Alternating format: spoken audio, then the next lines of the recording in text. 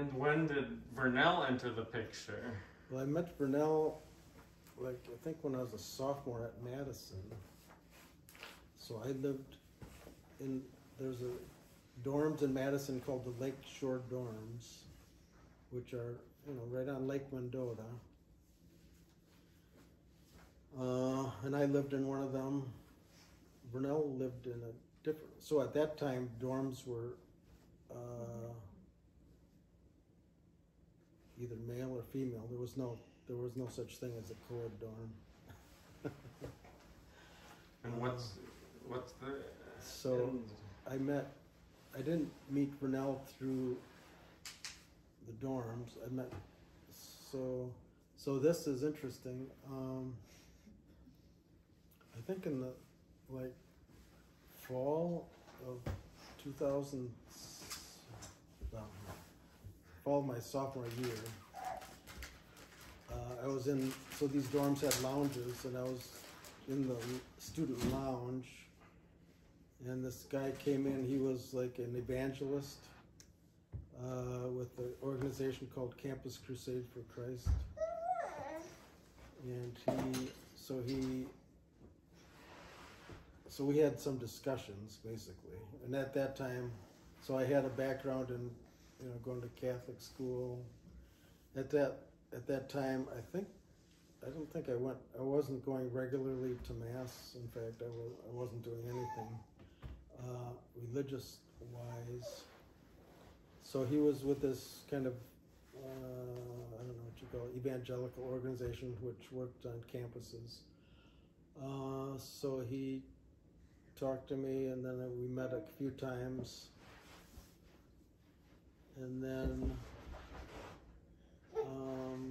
they had weekly meetings on campus. So I went to the weekly meetings, and Vernell happened to be a member of the same organization. So that's where I met Vernell. And how did Vernell join this group? Oh, goodness.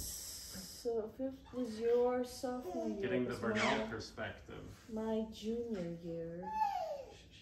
So somewhere in the process of going to school there, I just got involved with that group. There were a lot of people in the Lakeshore dorm that I lived in that were in that group. And then my roommate also went to that, so I just kind of went there also. And it was, I had grown up in a very wholesome environment, and a lot of what I was experiencing with the campus milieu was not. So I liked the activities, you know, that they had related, you know. And then yeah, and then this guy showed up at one of the meetings, and so then. Well, and he showed you how to throw chestnuts at cars. It's kind of funny because my roommate in Madison was a person that I went to high school with. So he was from O'Connell Falls. And in fact, he was the best man at our wedding.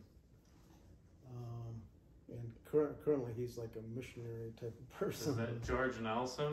No, Dave Scroll. Dave Scroll. Yeah, so he's, so he and his wife and family were actually missionaries in the Philippines after he graduated. So after he graduated from Madison, he went to UW-Milwaukee and got like an accounting degree, and then he became a missionary. And he was, after he came back, he was a pastor or some type of associate pastor at a big mega church in Milwaukee for several years. Elmbrook Church. So my only roommate we were roommates for 2 years. And then I got a different roommate because I stayed in the dorm, but I got a different room. And I think back when we were talking about Bob, so after I got involved in Campus Crusade for Christ, we're also involved with, there was a house run by a Christian church designed to be kind of like a dorm for Christian students called Koinonia House. So I moved out of the dorms into that, and were you already living there at the time? Or? No. So I only lived in that place 1 year.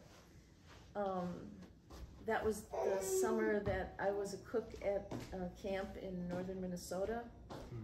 And I had an apartment I was gonna be one of 4 people renting an apartment.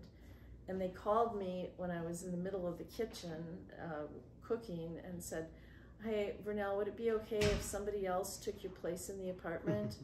And I'm like, "Well, if you're calling me because you want somebody else, I really don't want to be in that environment. So yeah, let the other person go ahead. Not that I know where I'm going to live." So when I went to school that year, there was some temporary housing. It was a year that was particularly tight on housing. So I was kind of up a creek without a paddle, and there was really nothing. And then somehow, I think, we had this bit of an acquaintance, and you helped me find a room in this Koinonia house.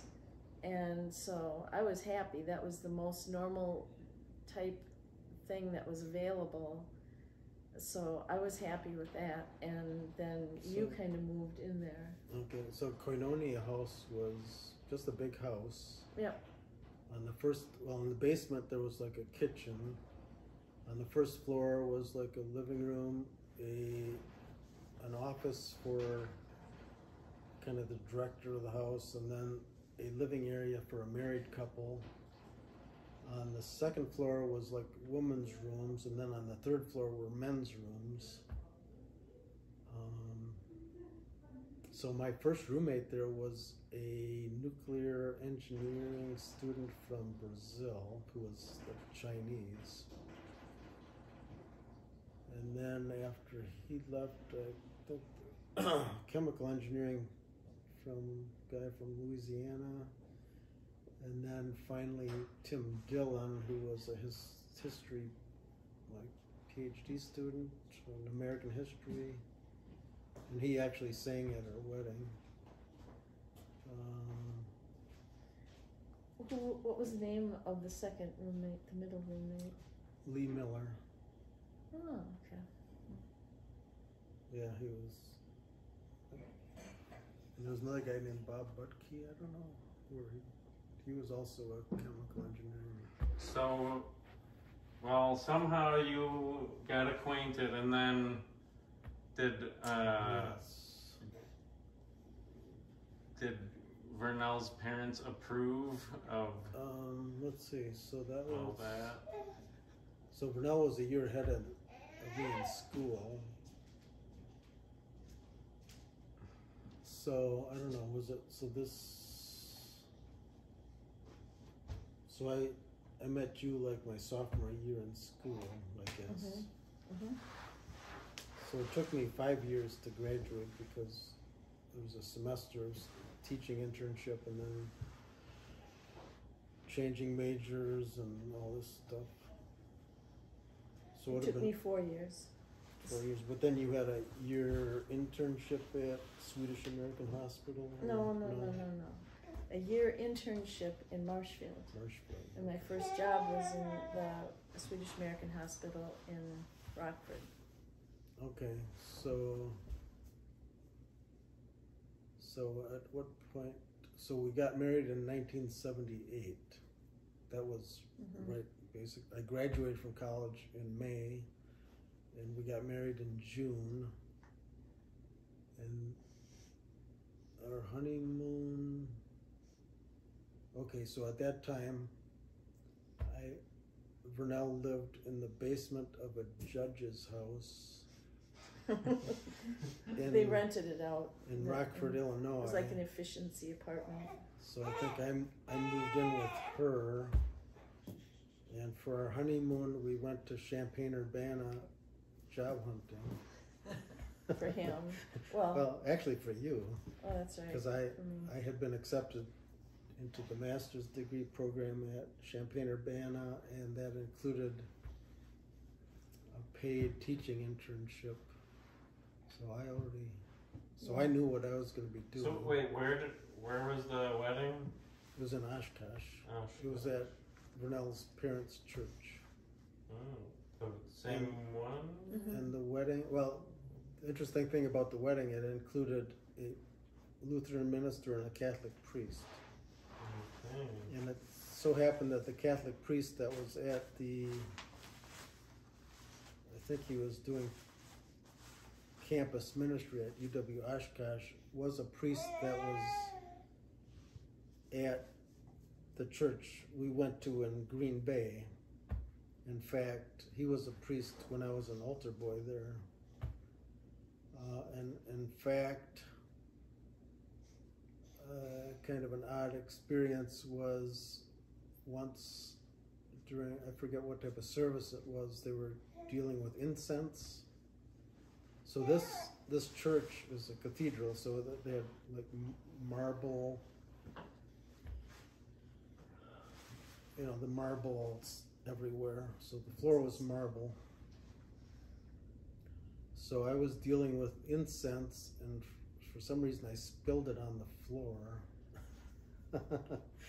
And well, this was the priest that ended up marrying us.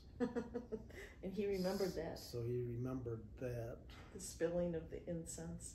And I remember, at that time, so I think churches started requiring, I think in the Catholic Church they call it pre-Cana, or they require like some type of counseling or something before you get married. Oh yeah, we did that. So I remember, I think we had to do it both in the Lutheran Church and the Catholic Church or something. I don't know. I remember doing different versions of it. And I remember when we were talking with the Catholic priest and told him like the time frame of the wedding and things, he was a little flustered. I don't know I don't remember exactly what the issue was. Maybe it was getting married in a Lutheran church or something. No, first you spill the incense, and then.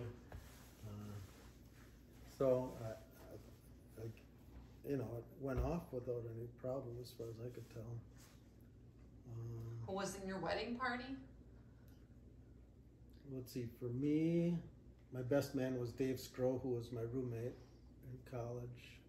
And then there was also my brother Tony and My brother. your brother. So there was like that. So friend Jamie, who made a specific point of inviting me to Campus Crusade for Christ, Jamie Drake, and then she lived across the hall from me, and then Linda Tyson and Terry Wepner.